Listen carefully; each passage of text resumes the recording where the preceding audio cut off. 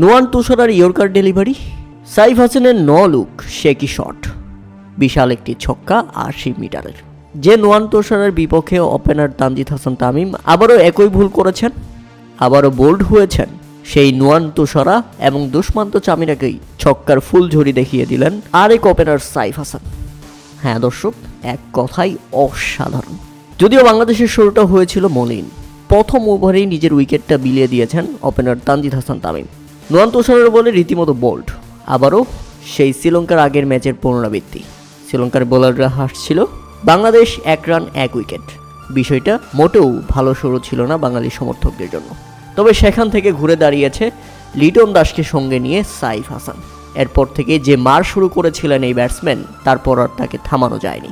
দুর্দান্ত ব্যাটিং করে বাংলাদেশ, তাই তো পাওয়ার প্লে শেষে বাংলাদেশের সংগ্রহ 59 রান 1 উইকেট হারিয়ে 19 বলে 34 রানে অপরাজিত সাইফ হাসান।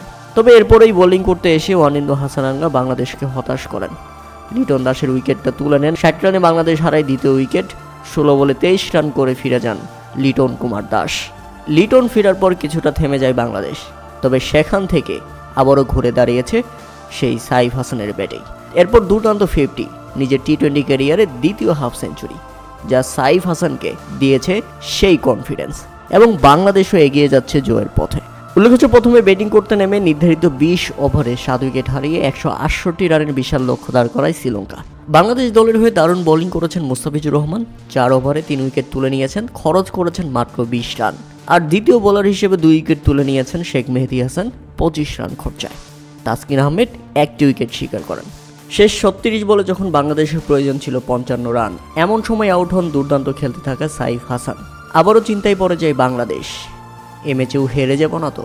45 বলে 61 রান আছে সাইফ হাসানের ব্যাট থেকে। তবে এরপরেই ভয়ঙ্কর রূপ বেরিয়ে আসে তাওহিদ হৃদয়ের। সাইফ হাসান ফেরার পরেই ভয়ঙ্কর হয়ে ওঠেন এই ব্যাটসম্যান। কামিন্ডো মেন্ডিসের 1 ওভারেই নিয়ে আসেন 2টি 4, 1টি ছক্কায় 16 রান। তাতে বাংলাদেশ ম্যাচে ফিরে আসে আবারও। শেষ 30 বলে তখন প্রয়োজন ছিল মাত্র 39।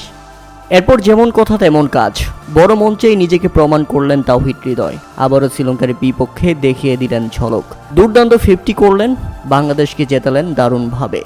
তাওহিদ হৃদয় যে বড় মঞ্চের খেলোয়াড়, সেটা আবারও প্রমাণ করলেন তিনি।